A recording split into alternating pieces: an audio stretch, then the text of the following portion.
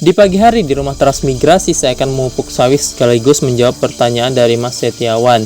Semangat Mas, Mas Awan ini masih muda, gaya bicaranya sangat bijak dan enak dipahami, terlihat sudah sarjana. Nah menurut saya ini harus digarisbawahi. Nah memang saya masih dalam proses teman-teman, tetapi hal seperti itu, masalah pendidikan menurut saya tidak perlu ditonjolkan. Nah yang perlu ditonjolkan adalah kegiatan saya dan apakah saya itu bisa bermanfaat. Itu yang paling penting, karena menurut saya dalam lingkungan masyarakat, terutama yang masih seusia saya 22-23 tahun itu, seangkatan saya, nah gelar sarjana itu selalu disalahgunakan. Dalam tanda kutip begini, biasa kalau orang sarjana itu kan berbagai jurusan gitu loh. Nah sarjana itu kalau di sini menurut saya itu hanya dijadikan alat untuk mencari kerja gitu. Nah sebenarnya definisi pendidikan itu adalah belajar.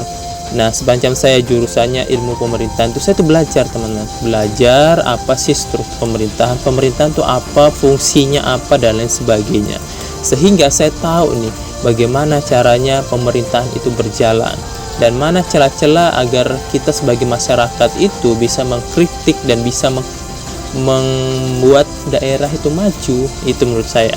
Nah tetapi pendidikan itu selalu disalahartikan dalam tanda kutip menjadi alat mencari kerjaan gitu loh. Jadi kebanyakan orang itu gengsinya luar biasa setelah sarjana. Sebenarnya tidak perlu gengsi, semacam saya ini bertani, tidak ada perlu gengsi meskipun dalam proses sarjana. Gengsi itu tidak akan membuat kita kenyang teman-teman, itu bertanda kutip ya.